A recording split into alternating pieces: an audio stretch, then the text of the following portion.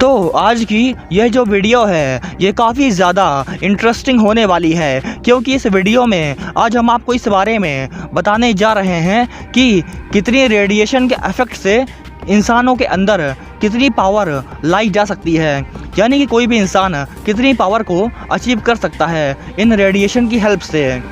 तो आपने जैसा कि कई सारी मूवीज़ में देखा होगा और कुछ कॉमिक्स बुक्स में भी इस बारे में पढ़ा होगा कि कोई भी इंसान जो है वह रेडिएशन के इफ़ेक्ट में आ जाता है और उसके बाद उसके अंदर कई सारी सुपर पावर्स आ जाती हैं। तो आज के इस वीडियो में हम आपको ये बताने जा रहे हैं कि क्या ये असल में पॉसिबल है या फिर ये सब झूठ है।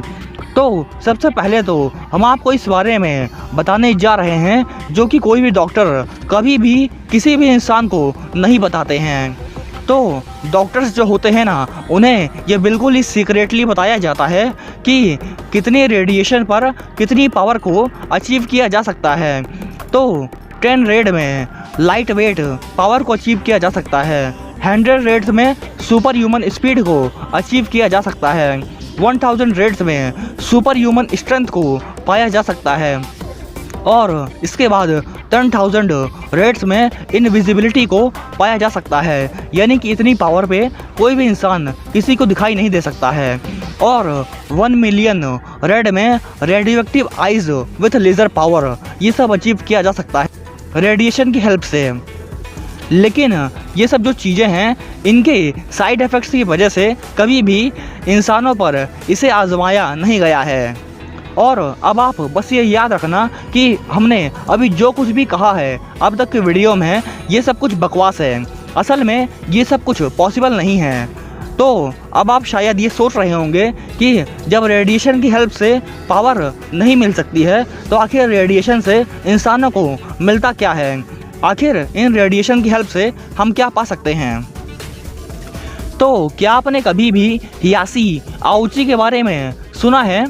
शायद आपने नहीं सुना होगा। तो यह एक इंसान का नाम है जो कि जापान में रहते थे और इनके साथ एक न्यूक्लियर एक्सीडेंट हुआ था जिसमें यह काफ़ी सारी रेडिएशन के इफेक्ट या फिर एक्सपोजर में आ गए थे। और उसके बाद इनके साथ क्या हुआ इस बारे में हम आपको आगे वीडियो में बताने जा रहे हैं, और ये सब कुछ जानने के लिए आप इस वीडियो को अंत तक ज़रूर देखें। तो न्यूक्लियर एक्सीडेंट की जो डेट थी वह थी 13 सितंबर 1999 और इस दुर्घटना से जो भी प्रभावित लोग थे वह टोकाइपुरा न्यूक्लियर रिएक्टर के 3 कर्मचारी थे और उनमें से एक हिसाची ओची भी थे।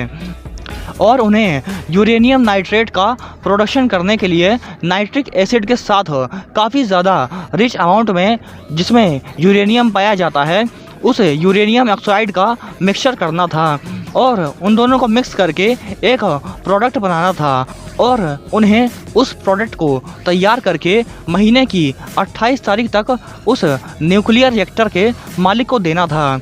और समय की कमी के कारण कर्मचारी जो थे वह यूरेनिल नाइट्रेट को ठीक तरीके से तैयार नहीं कर पा रहे थे और समय की कमी के कारण उस समय सीमा तक यानी कि एक फिक्स डेट तक उसे अचीव करने के लिए वह काफ़ी सारे शॉर्टकट तरीक़ों का यूज़ कर रहे थे।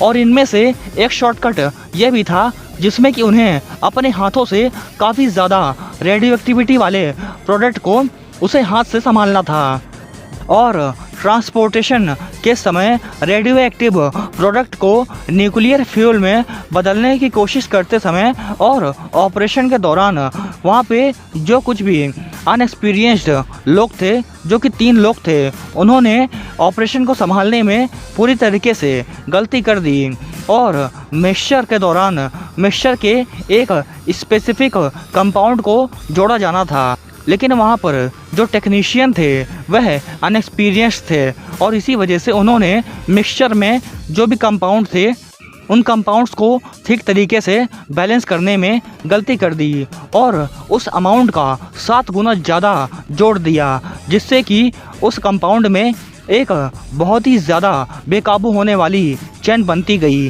और क्योंकि इन्होंने मिक्सचर को बनाने में गलती की, जिसकी वजह से वहाँ पर काफ़ी ज़्यादा रेडिएशन बढ़ने लगी और उस रेडिएशन के फैलने की वजह से वहाँ पर गामा रेडिएशन का अलार्म बजता है। और उसके बाद तीनों जो टेक्नीशियन थे उन्हें इस बारे में मालूम पड़ जाता है कि उन्होंने उसे बनाने में काफ़ी ज़्यादा गलती कर दी है। और जो तीनों लोग थे वहाँ पर वह रेडिएशन के काफ़ी ज़्यादा घातक स्तर के संपर्क में आ गए थे। और पर्टिकुलरली जो ओची थे उन्हें वहाँ पर रिएक्शन देने में या फिर रिएक्ट करने में काफ़ी ज़्यादा समय लग गया और इस वजह से उन्हें 17 SV यानी कि 17 सीवर्ड्स की रेडिएशन का इफेक्ट मिला। और जो शिनोहारा थे, जो दूसरा इंसान था, मतलब उसे 10 सीवर्ड्स का रेडिएशन का इफेक्ट मिला। एंड थर्ड पर्सन जिसका नाम था योको कावा, उसे 3 सीवर्ड्स की रेडिएशन का इफेक्ट मिला। और रेडिएशन के कांटेक्ट में जाने वाले इंसान के बारे में यह कहा जाता है कि 10 सीवर्ड से थोड़ी भी अगर मात्रा रेडिएशन की ज़्यादा हो जाती है तो वह उसके लिए काफ़ी ज़्यादा घातक होती है। और यह जो था यह प्रैक्टिकल लाइफ में उस समय पर प्रूफ हो गया था। और उस समय पर जो आउची थे उन्हें उस न्यूक्लियर एक्सीडेंट में 17 सीवर्ड्स की रेडिएशन का कांटेक्ट मिला था और जिसमें कि कहा जाता है कि 8 to 10 सीवर्ड्स नॉर्मल रूप से किसी भी इंसान के लिए हार्मफुल होता है।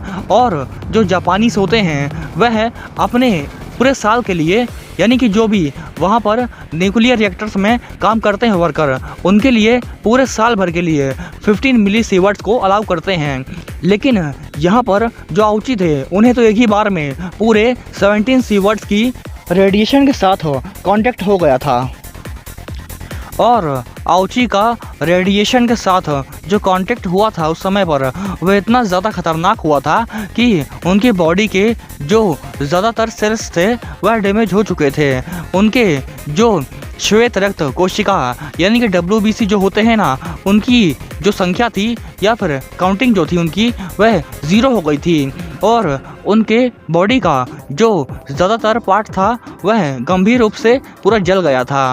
और उनके बॉडी के जो इंटरनल ऑर्गन होते हैं वह काफ़ी ज़्यादा डैमेज हो चुके थे।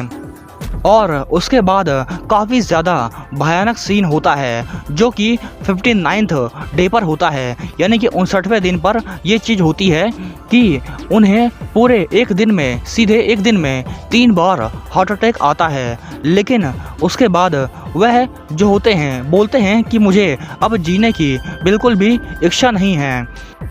लेकिन ये सब कुछ हो जाने के बाद भी जो ओची थे उनका जो इलाज था वह बंद नहीं किया गया और डॉक्टरों ने उनका इलाज कंटिन्यू रखा। और जो ओची थे लास्ट में उन्होंने ये कह दिया कि मैं इसे अब और नहीं ले सकता, मैं मरना चाहता हूँ और मैं गिनी पिग नहीं हूँ। और अब आप शायद सोच रहे होंगे कि ये आखिर गिनी पिग क्या होता है। तो गिनी पिग एक जानवर का नाम है जो कि बिल्कुल चूहे की तरह होता है, छोटा सा। और हालांकि जो डॉक्टर थे उनका इलाज करते रहे और काफ़ी सारे मल्टीपल चीज़ों से उन्हें जिंदा रखने के उपाय करते रहे, जिसकी वजह से उन्हें एक बहुत ही धीमी और दर्दनाक मौत नसीब हुई। और पूरे 83 डेज़ के यानी कि 83 दिनों के संघर्ष के बाद 21 दिसंबर 1999 को ओची की मल्टीपल ऑर्गन फेलर्स की वजह से, यानी कि जो उनके अंग थे या फिर पार्ट्स ऑर्गन थे वह पूरी तरीके से फेल हो चुके थे, इस वजह से उनकी डेथ हो गई। और हमारे पूरे इतिहास में यानी कि पूरी हिस्ट्री में वह एकमात्र ऐसे इंसान थे जो कि एक ही समय में इतनी ज़्यादा रेडिएशन के कांटेक्ट में आए थे। और इसे हिरोशिमा नागासाकी के विस्फोट के हाइपो सेंटर के बराबर माना जाता है। और हाइपो सेंटर वो जगह होती है जहाँ पर रेडिएशन का इफेक्ट सबसे ज़्यादा होता है, यानी कि हिरोशिमा नागासाकी में जहाँ पर बम फूटा था या फिर जहाँ पर भी इस बम का इफेक्ट सबसे ज़्यादा हुआ था उसे हाइपो सेंटर कहा जाता है। और उसके बराबर ही इन पर रेडिएशन का इफेक्ट हुआ था जो कि ओची थे। हाँ, तो अगर अब हम बात करते हैं सुपर पावर्स मिलने की, वो भी रेडिएशन के इफेक्ट से, तो उन्हें आप फिल्मों में ही रहने दें, क्योंकि सुपर पावर्स जो होती हैं वह ऐसे रेडिएशन से कभी भी नहीं पाई जा सकती हैं। तो इसी वजह से ये फिल्मों में ही ठीक लगता है, ये रियल वर्ल्ड में हमारे पॉसिबल नहीं है। एंड अगर आपको हमारी ये वीडियो इन्फॉर्मेटिव एंड इंटरेस्टिंग लगी हो तो आप हमारे इस चैनल को सब्सक्राइब करें and thanks for watching this video.